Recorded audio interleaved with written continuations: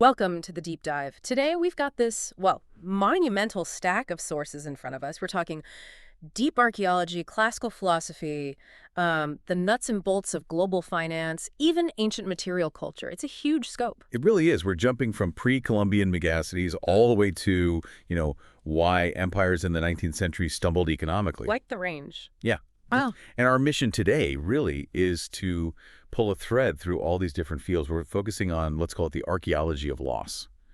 How are historians, how are archaeologists actually recovering knowledge about these, well, sophisticated societies that got overlooked, or maybe more often, were kind of deliberately erased? Right, deliberately pushed aside. And the real hook for this whole deep dive, I think, is this idea of the vacant reaches of history. That's what they used to call them. For literally centuries, Western scholarship just ignored or actively kind of discounted the entire civilization that existed in the Western Hemisphere before 1492. Oh. We're only just now, finally, starting to fill in what some have called one of the biggest blanks in history. And it's such a profound shift in perspective, and honestly, a necessary one. The old story, it painted this picture of a huge empty wilderness, just scattered sort of basic groups living there. That was the narrative, yeah. But the new view, and this is backed by hard evidence now, it shows the Americas before Columbus as this, well, thriving, stunningly diverse place. It was a real tumult of languages, complex trade networks, advanced farming, culture, populations that, in some cases, were as big as Europe's major cities. And the scary part, the really terrifying thing, is how complete that erasure was, how fast it happened. The sources suggest that just, a few generations after the first Europeans arrived, neither the conquerors nor the indigenous descendants really knew the scale of what had just vanished. It was just gone, Yeah. swept away by this horrific combination of disease, primarily, but also systematic subjugation. A lost world, almost literally overnight. So, okay, to start filling in that massive blank, let's look at the Amazon basin first, because that was always the poster child for the empty wilderness theory, right? Right. Exactly. For decades, the argument from Western scientists was basically that the soil there, the Amazonian soil, was just too poor, couldn't possibly support large, settled populations. And that idea, it's just been completely shattered by archaeology in the last, say, 20, 30 years. The research now suggests the Amazon River was actually, and get this, much more crowded in 1000 AD than it is now, especially the lower half of the basin. More crowded than today. That's wild. It is. And what let them thrive wasn't just luck. It was environmental engineering. We're talking about dense collections of villages, quite sophisticated permanent villages, all organized along these natural river bluffs. And their populations relied on techniques that just completely rewrite how we think about sustainable agriculture.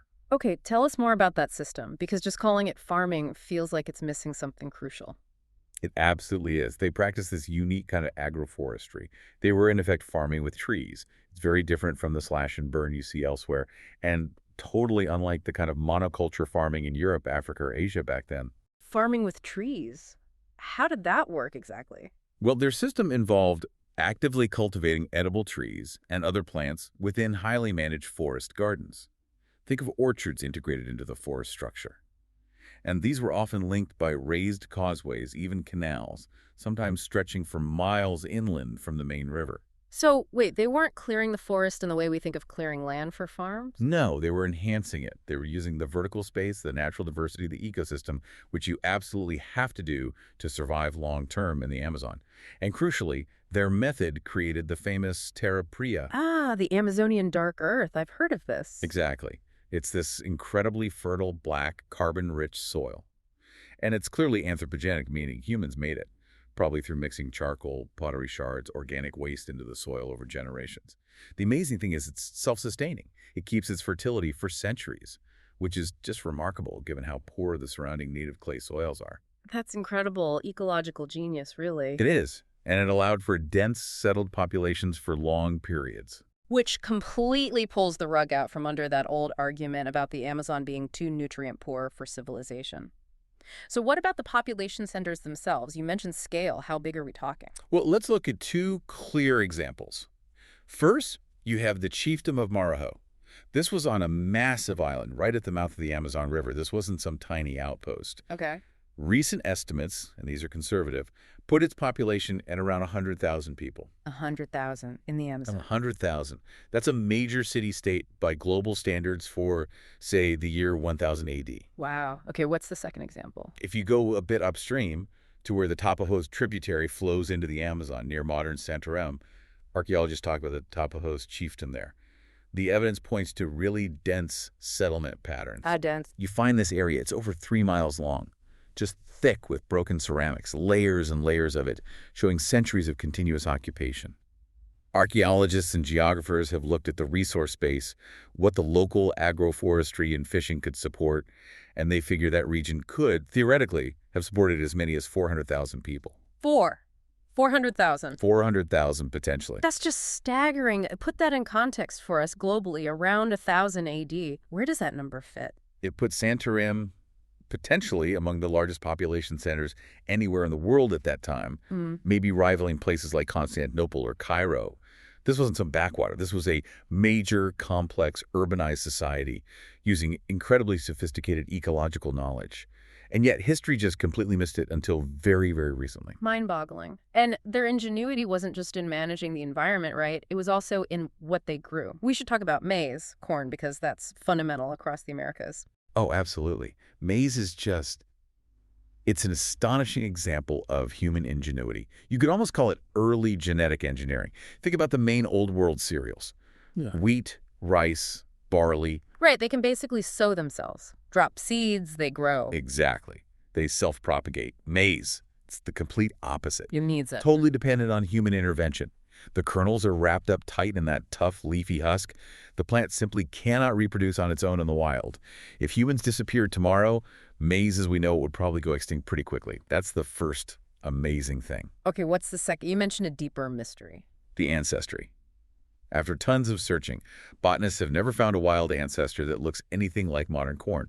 The closest genetic relative we know of is this tough mountain grass called teosinte. Teosinte. Okay, what's that like? It's worlds apart from corn. It looks more like a bush than a single stalk. Yeah. It branched out into lots of thin stems. And its ears, if you can call them that, are tiny, like barely an inch long. Yeah. And the critical thing, each tiny ear has maybe 7 to 12 seeds.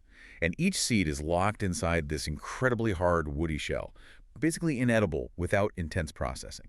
So, as a food source, teosinte is not great. Not practical at all. Think about the work to get those tiny seeds out. And a whole inch-long ear gives you less nutrition than a single kernel of modern maize. Getting from that tough, low-yield grass to the big, soft, nutrient-packed ears of corn we have today. It meant overcoming huge genetic hurdles. It involved changing the kernel protection, the ear structure, the whole way the plant reproduces. Which explains that claim from the Mexican National Museum of Culture back in '82. They said maize was not domesticated, but created. Exactly. It really was an invention, almost from scratch. It must have taken centuries, maybe millennia, of really intentional, careful, systematic, selective breeding by the first peoples of the Americas. It just shows this incredible level of long-term scientific thinking applied to agriculture. We celebrate that in Mesopotamia with irrigation or rice paddies in Asia, but for so long, that same level of achievement was just minimized or ignored in the Americas. Maize is a profound technological feat. Absolutely. So you have this incredible agricultural genius, these massive population centers like Santarém, and then contact happens, and it all collapses with terrifying speed. Let's shift to that moment when the Spanish encountered the Aztec Empire, specifically the capital, Tenochtitlan, which was, by all accounts, the greatest city in the Americas. And the Spaniards' first impressions, they were just stunned, blown away. They immediately saw the sheer material wealth, not just how much there was, but the incredible artistic quality. Hernán Cortés, when he first saw Montezuma's treasure, he was genuinely dazzled. Right. He wrote back to the King of Spain about it, didn't he? Describing the gold, the silver, jewels, and especially the featherwork. He said that the featherwork was so realistic that no smith in the world could have done better. Incredible artistry. We still struggle to replicate some of it today. And Cortés gave this, ultimate backhanded compliment. He basically said, in Spain, there is nothing to compare with it. Wow. So even in his view, the craftsmanship surpassed what they had in Europe. In his estimation, yes.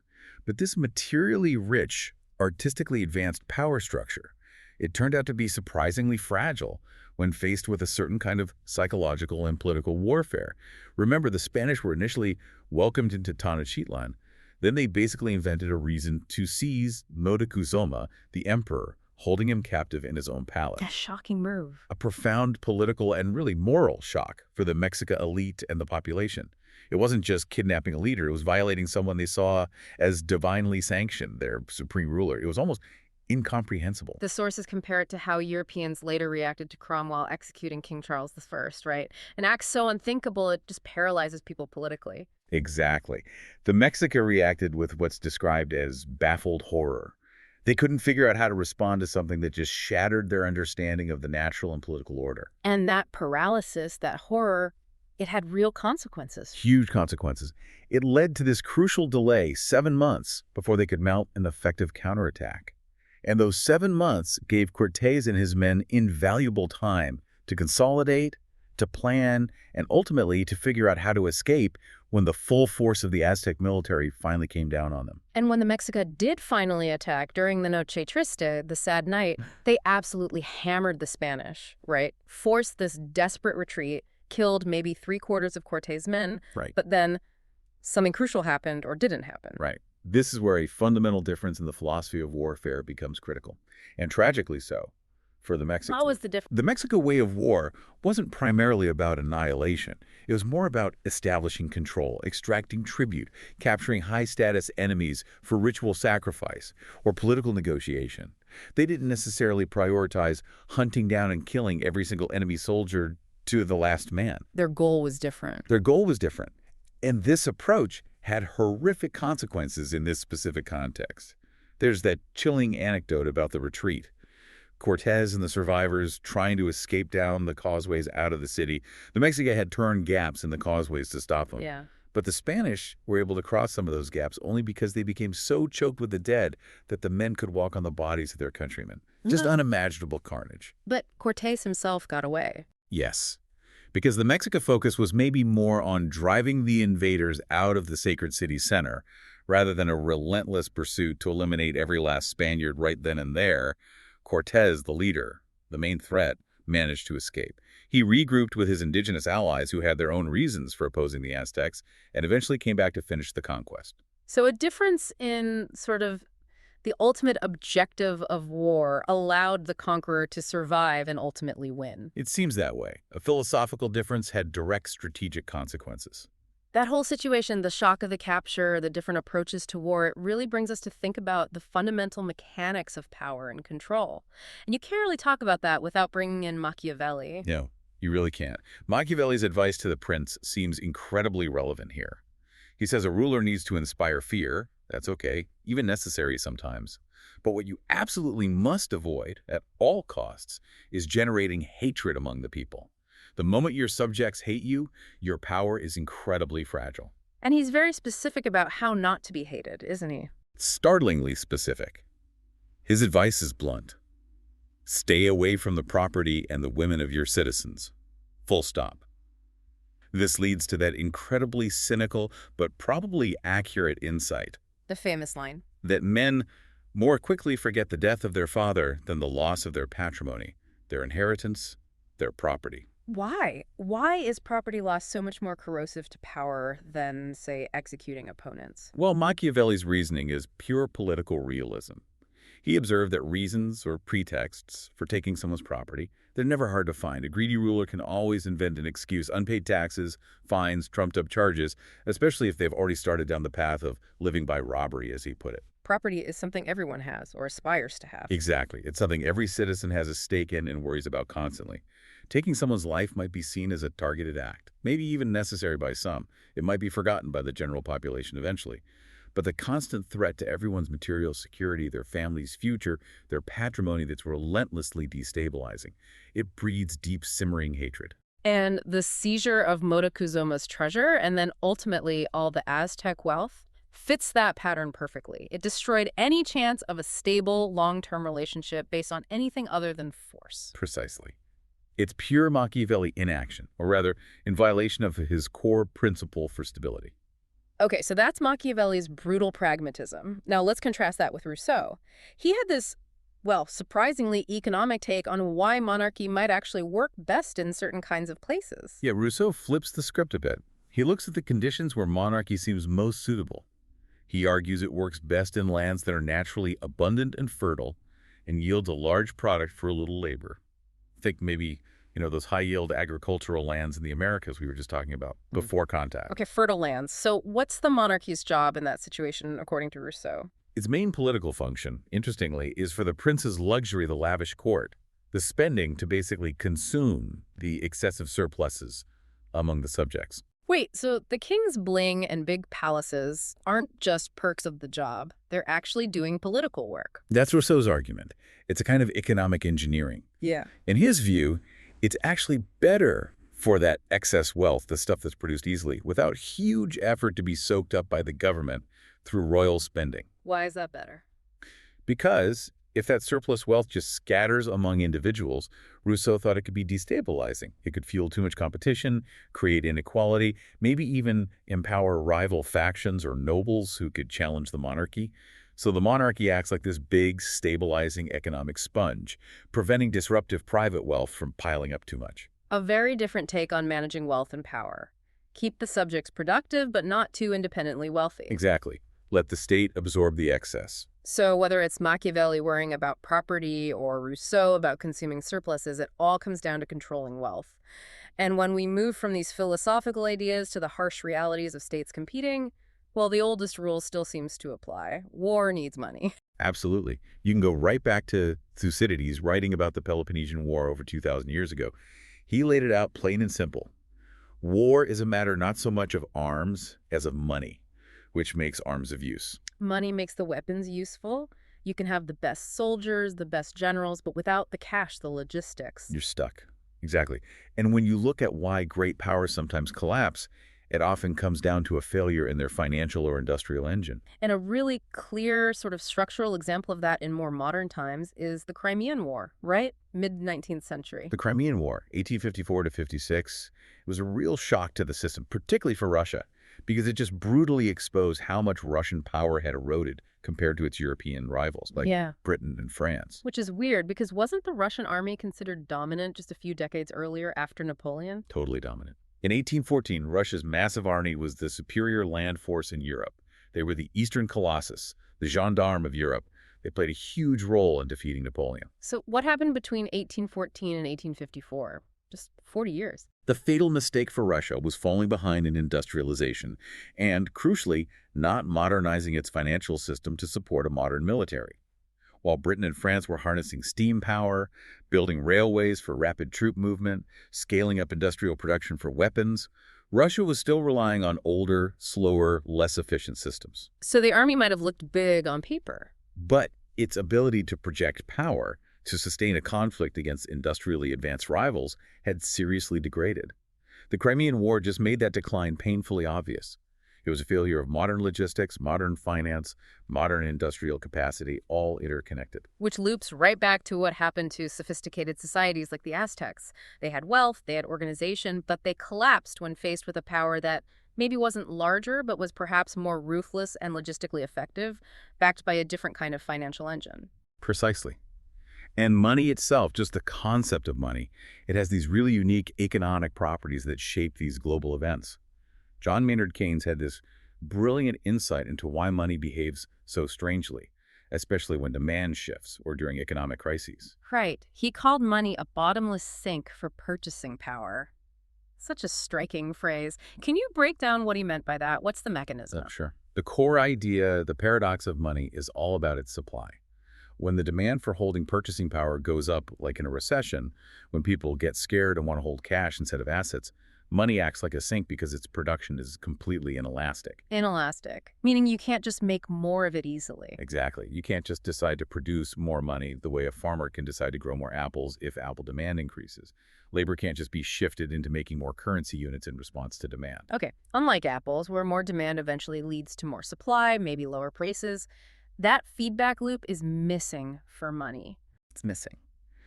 Keynes argued that if money could be easily produced by labor, then when asset prices fell, making cash more attractive, workers would just shift to producing money. That increased supply of money would help stabilize things, restoring purchasing power and easing the depression.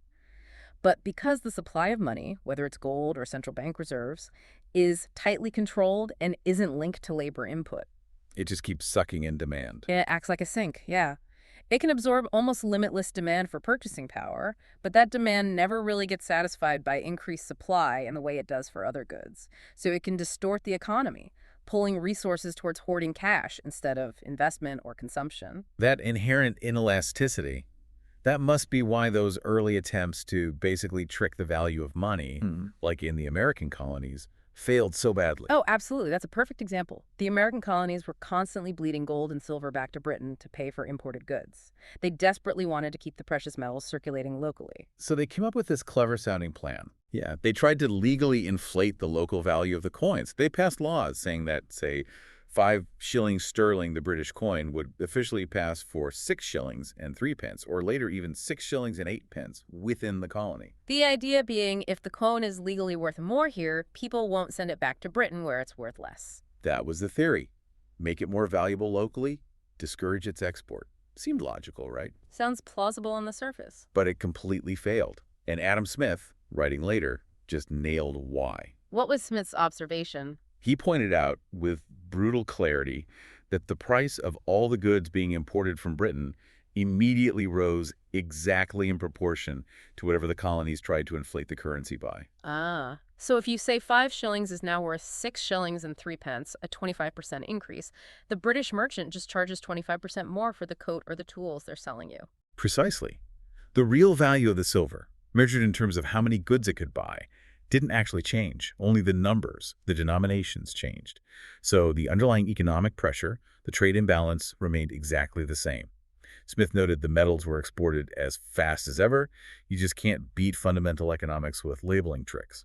Okay, so we started this deep dive way back, thinking about those huge blank spaces in history, the lost worlds like the Amazonian cities or the Aztec Empire. Now let's kind of pivot to what actually is left behind. The stuff, the material record, and how archaeology today is looking at objects differently. Yeah, this modern approach in archaeology, often called focusing on materiality, is really crucial for trying to get back some sense of lived experience from the past. It's about moving beyond just labeling objects as, ritual or functional or symbolic. So it's more nuanced than just tool or religious item. Much more. The idea is to see the material world, the objects, the buildings, the landscapes, not just as passive background or evidence about humans, but as an active part of history itself. Okay, unpack that a bit. How is an object an active element? Well, the thinking is that human life doesn't just happen around things. It unfolds through an interaction between people and materials. An object isn't just reflecting life, it's shaping it. It's an active player in these complex processes over time, involving lots of actors, both human and, you could say, non-human. The objects themselves have agency, in a way. Interesting. So this helps us understand things like time, memory, identity. Exactly, especially identity in the ancient world. We can see this really clearly when we look at personal items, things strongly linked to who someone was, like personal stamp seals or engraved finger rings. We have great examples from the ancient Greek city of Olympos. Olympos, okay. That was the city destroyed by Philip II of Macedon, Alexander the Great's father, right, around 348 BCE. That's the one. And the patterns of where these identity objects, like rings, were found are really revealing.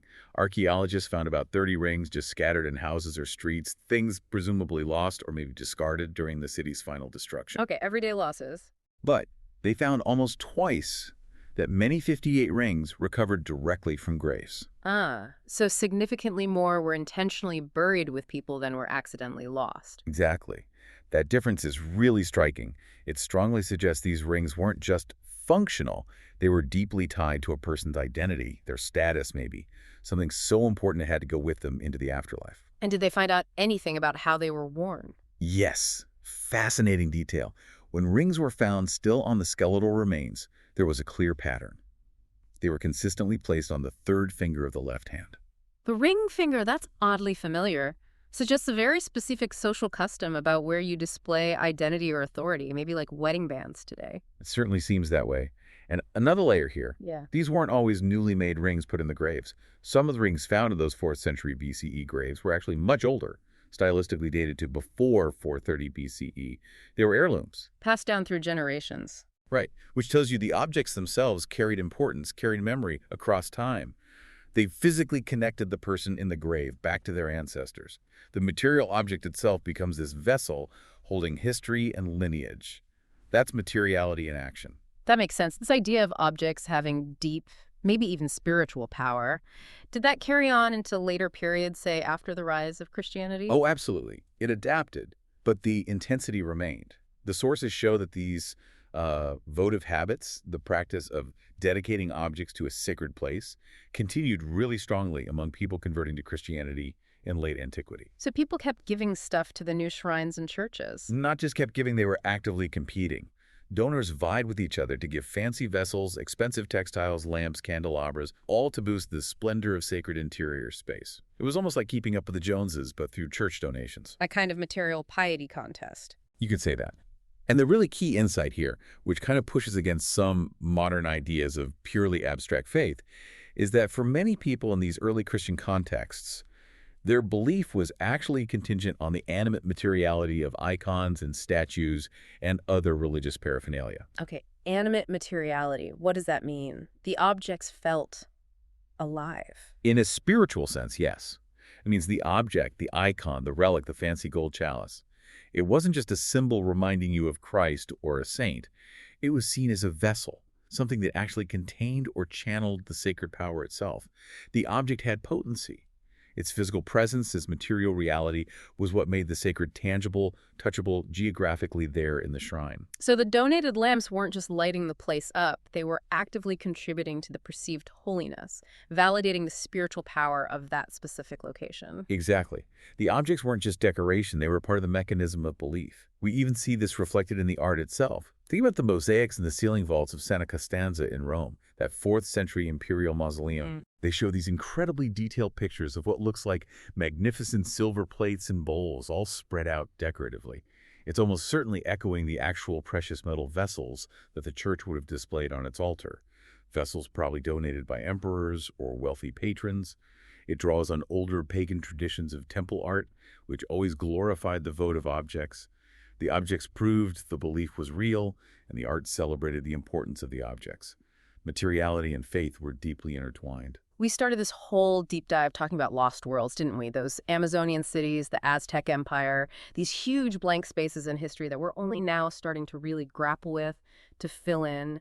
And what the evidence shows, whether it's from Santarem or ancient Olympos, is just complexity, sophistication, genius, really, everywhere you look. It really underscores that human capacity for innovation, whether it's engineering an entire ecosystem or essentially creating a new food source like maize from scratch, or developing complex political philosophies. That capacity isn't confined to one place or one time or just the cultures that happen to win historically. And there's that one really poignant moment, that flash of outside recognition of that genius right at the very beginning of the colonial era. I'm thinking of Albrecht Dürer, a great German Renaissance painter. Yes. His visit to Brussels in 1520. Exactly. He went to an exhibition of Aztec treasure that had just been sent back to Europe by Cortés. This was just before that whole world was completely engulfed by conquest and disease. And Dürer saw the gold, the silverwork, the featherwork. And he wasn't just tallying up the monetary value. He wrote in his diary that he'd seen wonderful works of art. And he was genuinely moved. He wrote that he marveled at the subtle genius of men in foreign lands. Subtle genius.